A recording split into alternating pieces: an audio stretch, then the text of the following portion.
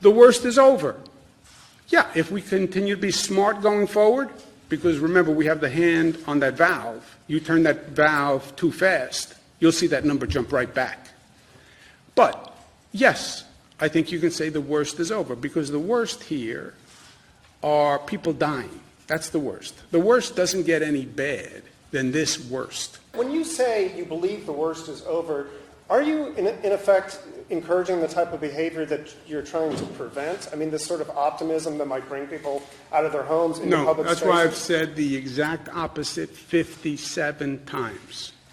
Stay the course. Stay the course. It's working. Stay the course. Stay inside. Take precautions, right?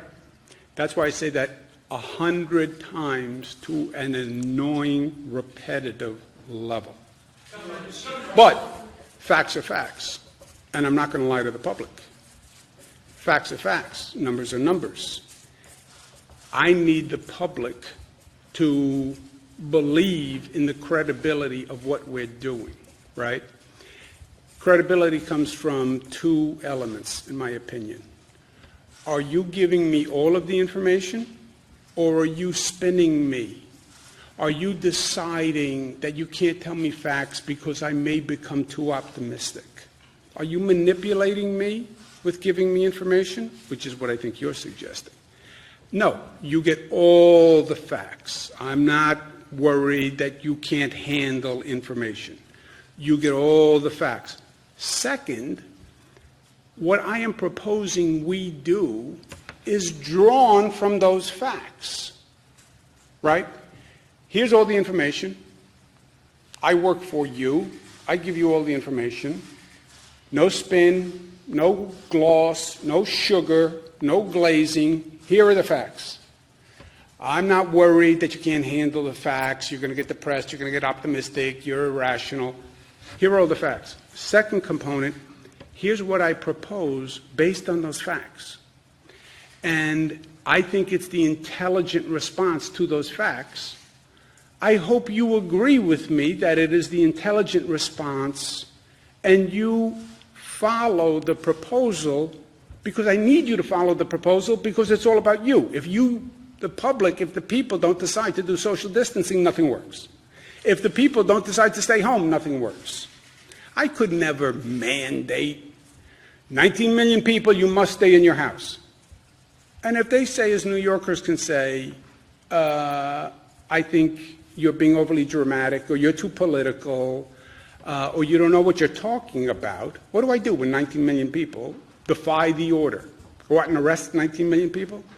They have to believe it. So they get all the facts. I'm not going to shape the information they get. Here are all the numbers. But, and here's my policy based on the numbers. And here's what I suggest, and I hope you think it is not only credible, but competent and smart.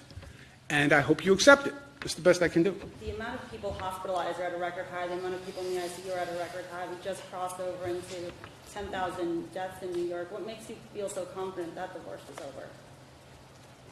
I'm not confident that the worst is over. I said, if you look at the numbers, 18,000, 18,000, 18,000, 18,000, 18,000, the numbers suggest a plateauing, slight increase, but a plateauing, which is what the experts have talked about. That's what the numbers say.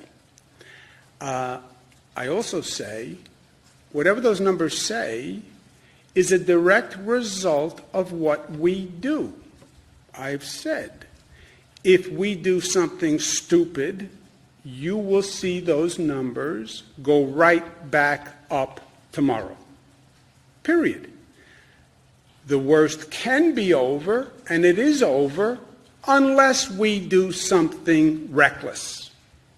And you can turn those numbers on 2 or 3 days of reckless behavior.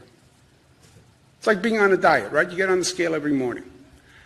I lost 5 pounds. I lost 5 pounds. I've lost 5 pounds. Oh, you're declaring that you have lost 5 pounds forever. No. I lose self-discipline today, and I go home, and I eat like a horse, and I'll get on that scale. It's going to give me a different number tomorrow. It is directly a result of what you do today. The number is down because we brought the number down. God did not do that. Fate did not do that. Destiny did not do that. A lot of pain and suffering did that. And that's why we lost 5 pounds. Because we went out every day and we exercised and we burned more calories than we ate. That's how it works. It's math. And if you don't continue to do that, you're going to see that number go back up. And that will be a tragedy if that number goes back up. What would have to happen first for schools to open, specifically in New York City, in regards to this plan that you're They have to work together, Bernadette. I don't believe you can't open one system. It's the gears, which is an analogy and a metaphor that doesn't work for anyone except for me. But that's okay, because it works for me. You have 3 big gears, okay? You have transportation, you have economic, you have schools. Let's take just those 3. You want to start turning one gear. They all intermesh. You have to turn the other 2 gears. You can't tell me to go back to work. I live in Nassau County. Let's say I live in Westchester County, because I did. You can't tell me go back to work in New York City if you don't have the transit system operating. I take the train from Westchester to New York City. I can't go back to work unless you have a train. You want me to go back to work? Who's going to watch my children if the schools are closed, right? For many working people in New York, the education system is who watches their children during the day.